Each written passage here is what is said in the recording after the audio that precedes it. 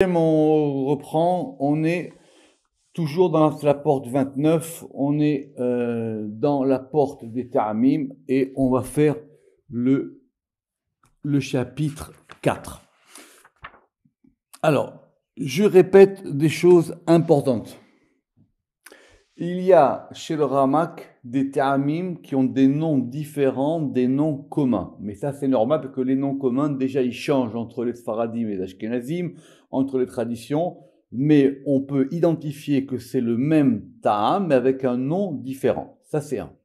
Maintenant, il y a aussi chez le Ramak des Ta'amim qui ne sont pas habituellement considérés comme étant des Ta'amim.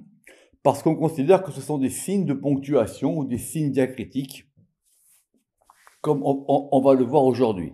Le Ramak, il a raison, parce qu'on ne voit pas pourquoi il y aura un troisième type de signe. On a des points voyelles qui s'appellent des nekudot, et on a des ta'amim. Maintenant, ces signes-là, qui sont des signes qui apparaissent dans l'écriture, et qui donc n'auraient pas de case, le Ramak, il a raison, ils appartiennent à la catégorie des ta'amim. Parce que les gens confondent les ta'amim au fait de chanter. C'est faux.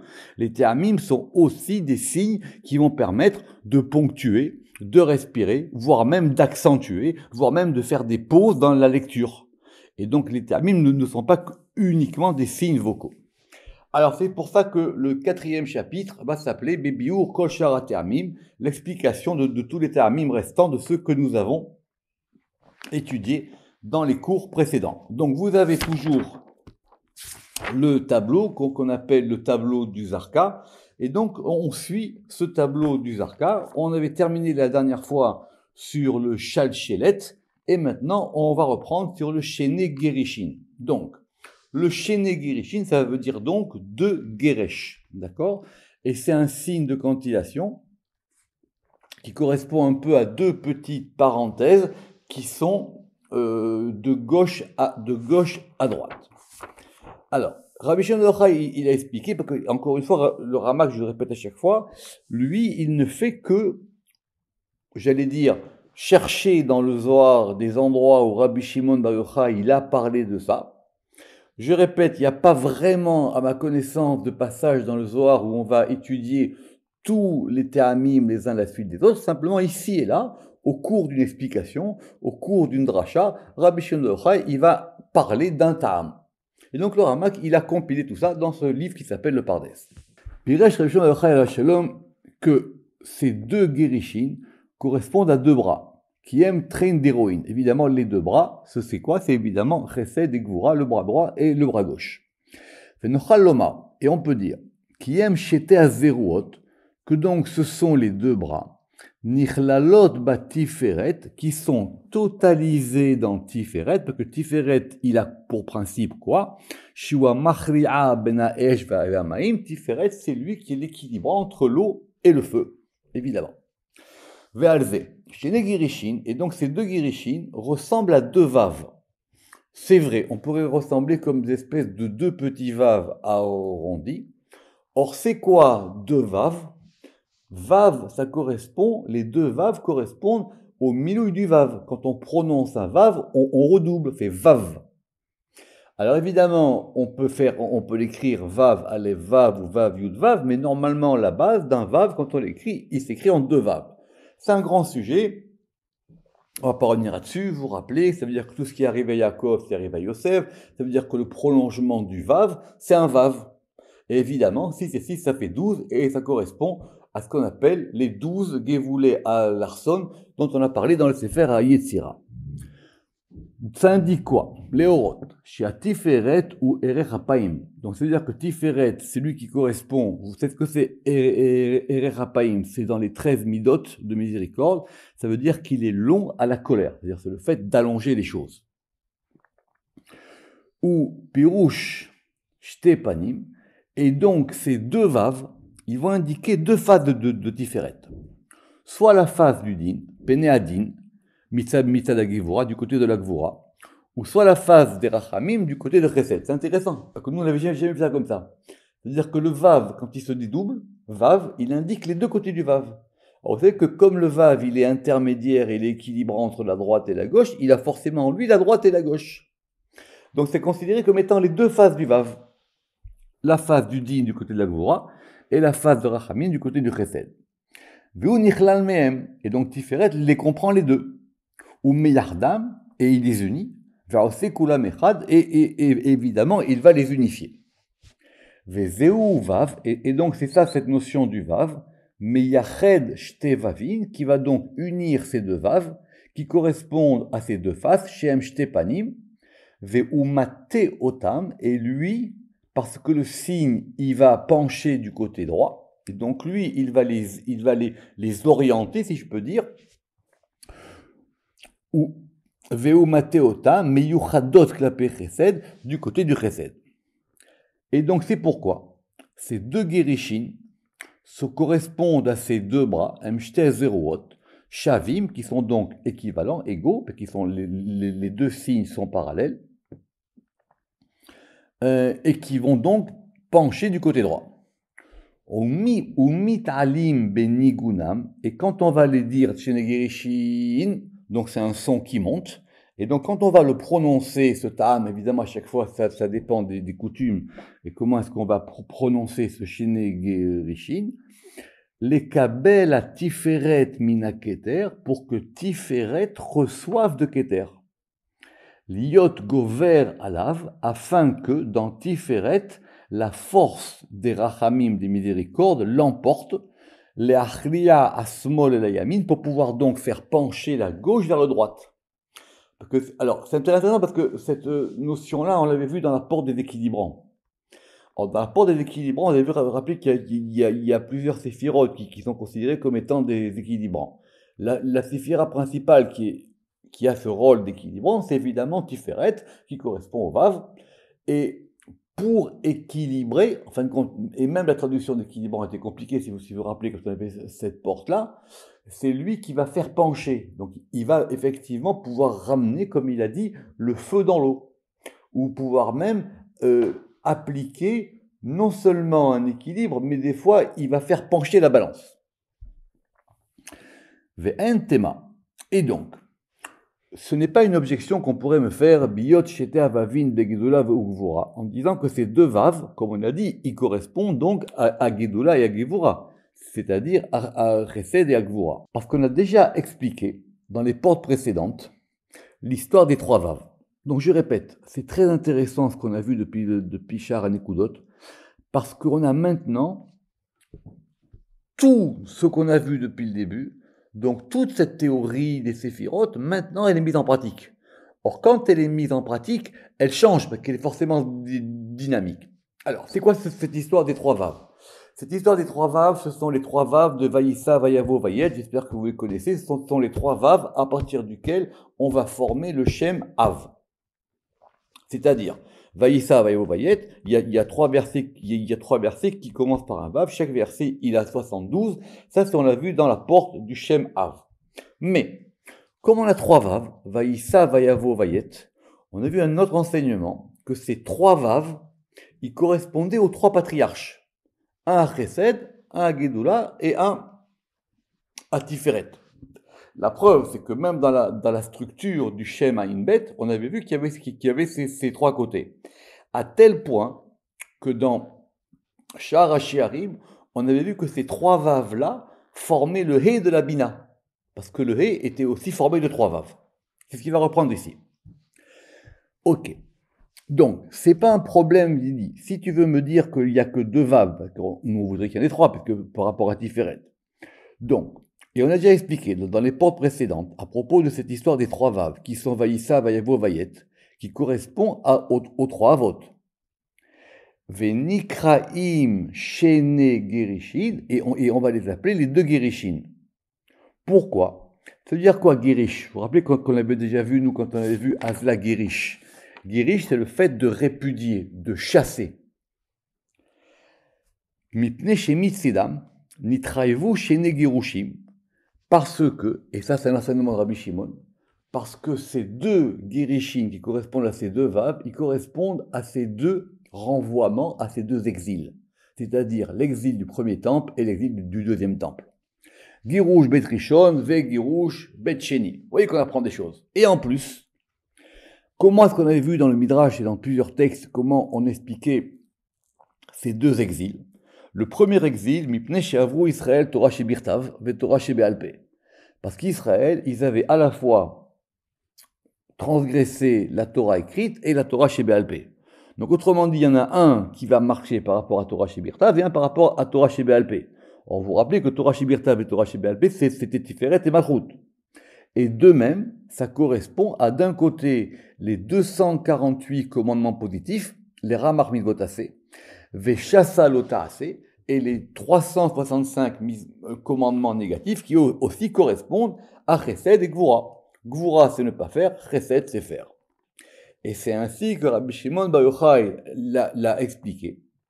Où les Fiasbara Nikru Girushin, et donc ça veut dire quoi? Donc maintenant, ces deux renvoie, c'est-à-dire ces deux expulsions. Vous savez que même en hébreu moderne, le girouche, c'est aussi le fait d'expulser quelqu'un, qui a tiferet megaresh otam imekomam, parce que tiferet, donc, il les expulse de leur endroit, ou magi'am el kav mitzua, pour pouvoir les faire parvenir à l'axe central, ou mate otam letzad chesed, et il va donc les diriger du côté du chesed.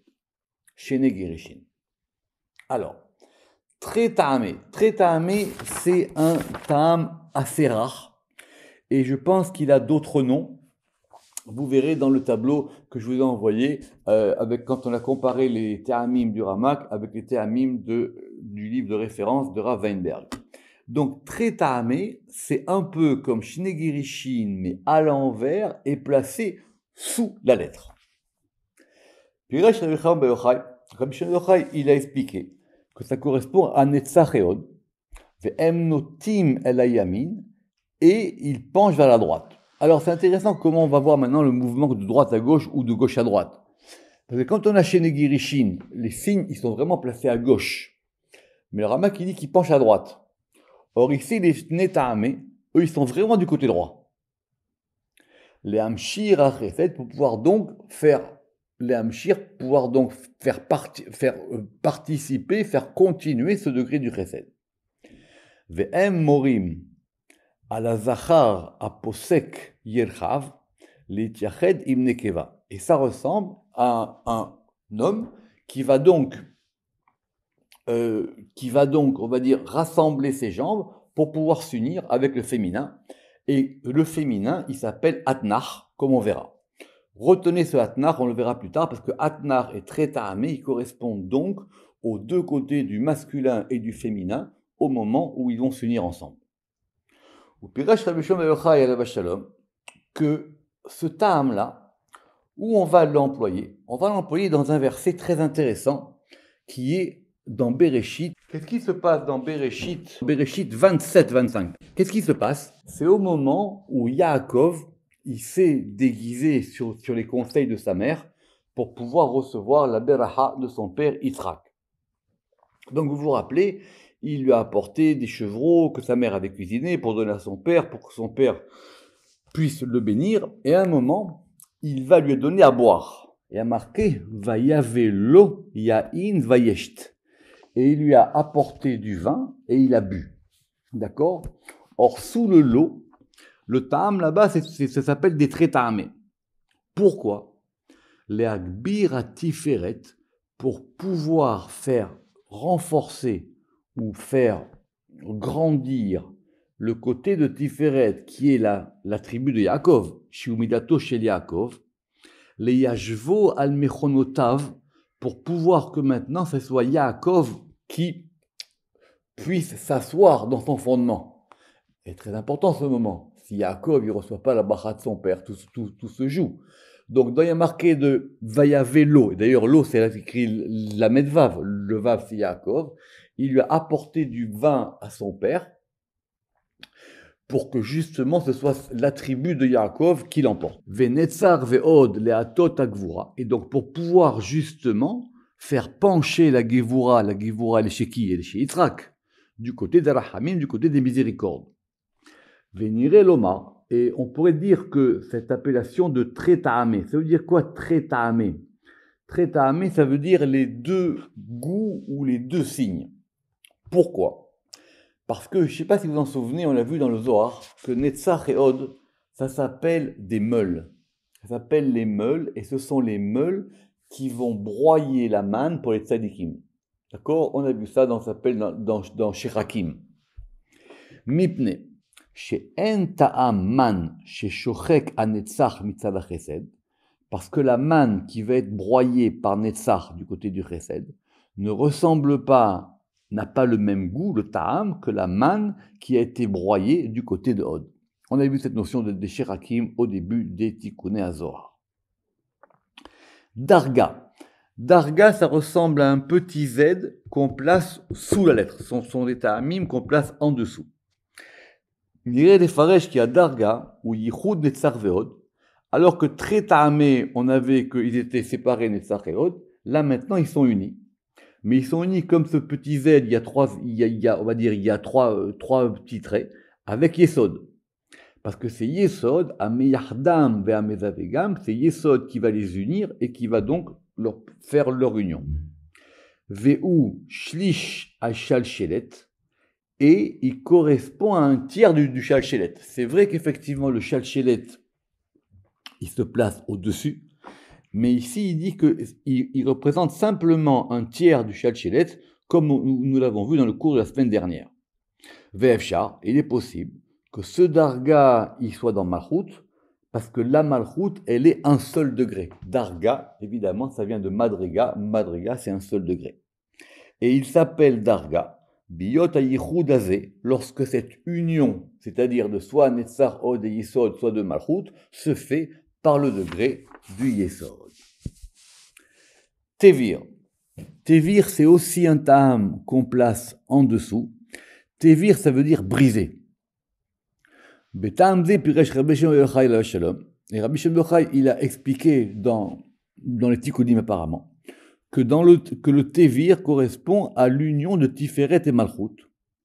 Les Shaber ou l'Achnia Klipot pour pouvoir justement briser et dominer les forces extérieures des Klipot. Velachen Ba Nekuda Blitzat Smol, et donc c'est pour ça qu'il est placé vraiment lui du côté droit mais vers la gauche. Les orot al tokef adin, pour pouvoir indiquer la force du din, chez yinikata minasmol, parce que le din il puise du côté gauche, mais ça va pencher du côté droit, venoter les tzadiamin, les orot pour indiquer que ce din là, il est letova verahamim, il est pour le bien et les miséricordes. C'est un ta'am qui va briser. Or, quand on brise des choses et quand il faut les briser, c'est clair que c'est du din, mais c'est un din qu'on fait pour pouvoir amener les choses du côté du chesed. Alors, ma'arir tarcha.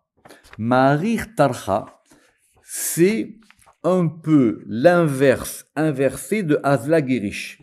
Azla Girish, c'était deux petits crochets au début, Azla Girish. Et Ma'arir Tarcha, ce sont les mêmes crochets mais inversés sous les lettres. D'accord.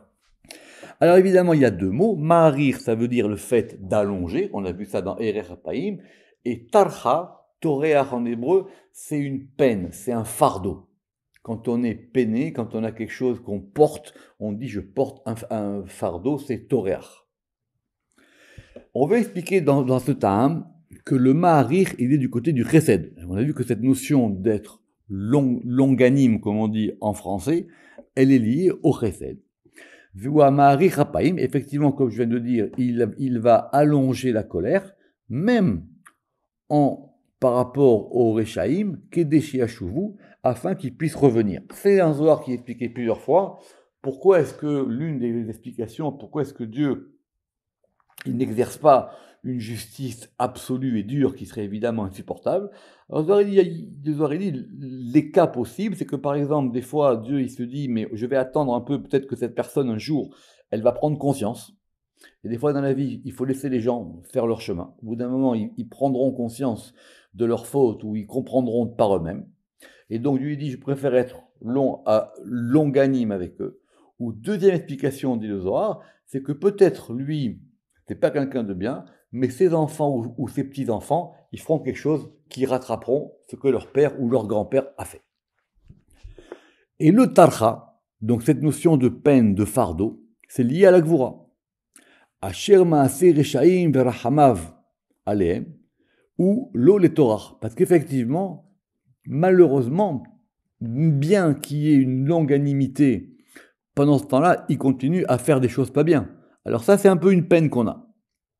Veumatriach bene Adam, et en même temps, c'est le fait de pouvoir peiner les hommes parce qu'ils vont avoir des épreuves, al-ma'asem à Mekul Kalim, par rapport à leurs actions, Mekul Kalim, à leurs actions tronquées ou à leurs actions tordues, on pourrait dire ainsi. Ou peut-être.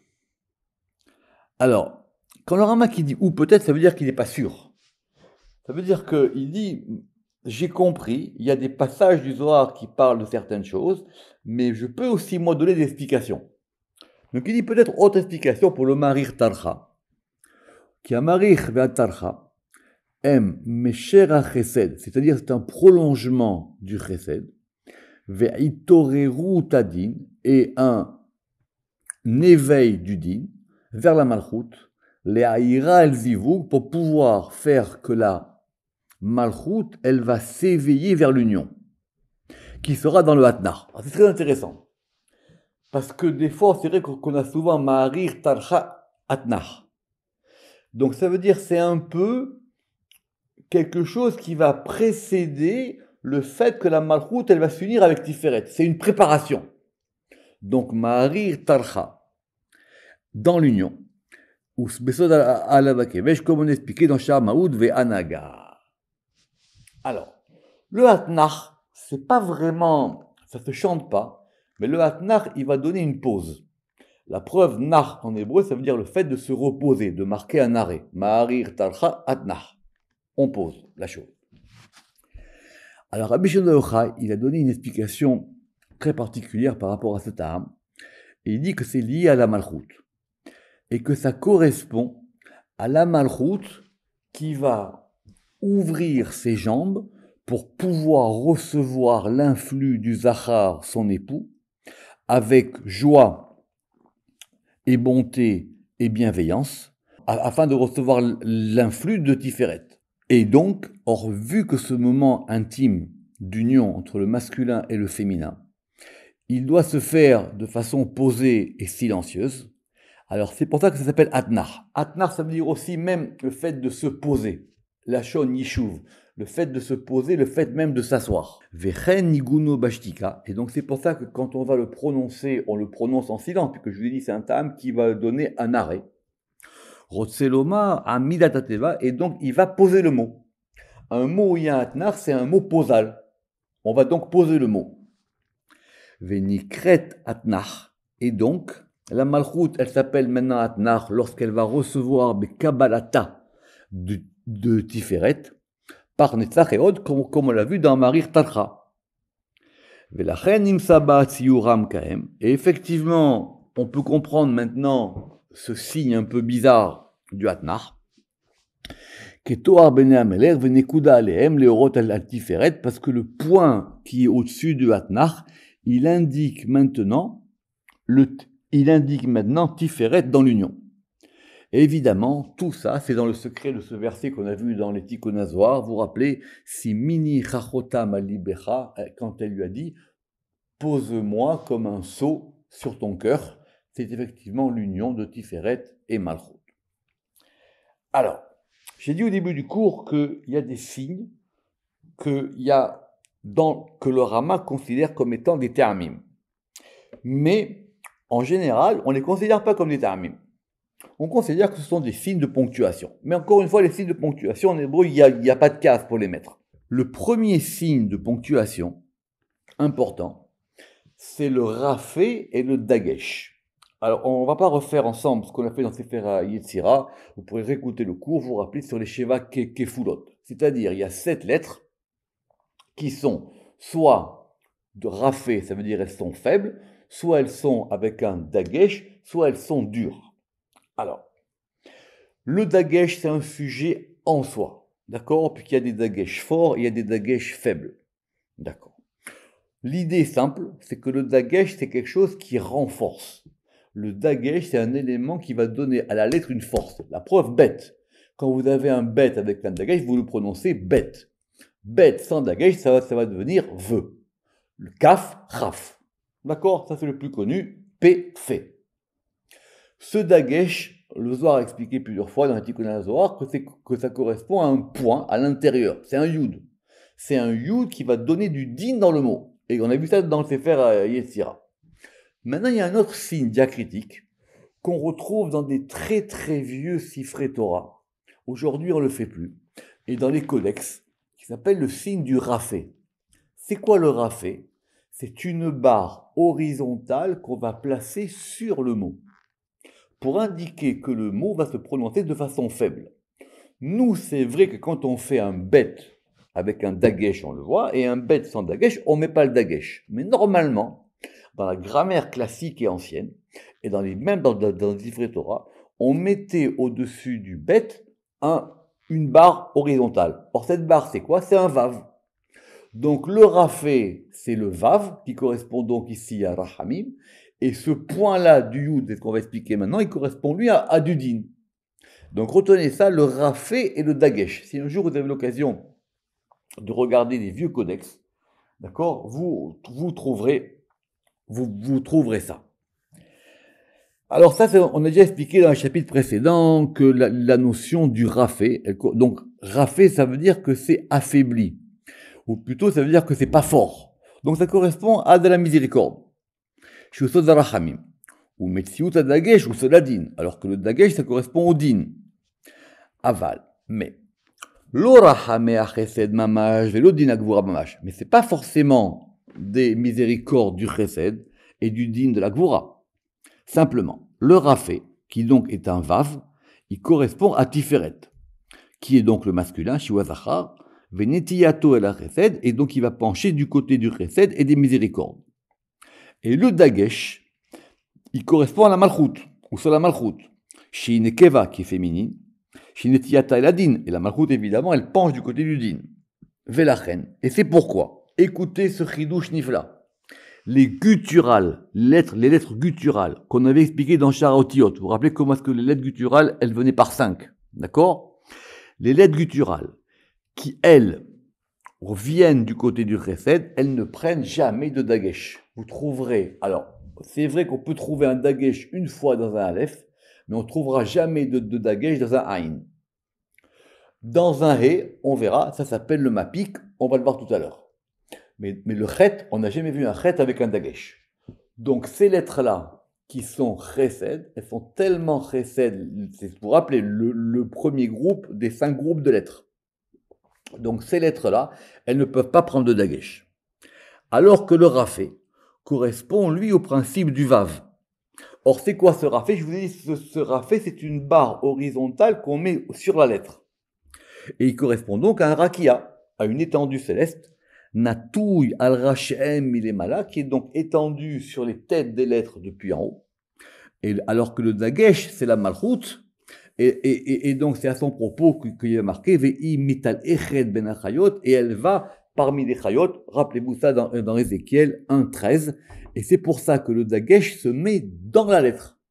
Donc le dagesh dans la lettre et le vav au-dessus de la lettre. Comment est-ce que le yud qui correspond au dagesh, il peut être un signe de din? C'est une question que le Ramak n'a pas abordée ici, qu'on verra une autre fois. On va couper ce chapitre 32, comme ça on aura plus de temps de faire les choses bien la prochaine fois. Donc on reprendra la prochaine fois la suite du chapitre 4. Baruch Adonai Le'olam, Amen ve Amen.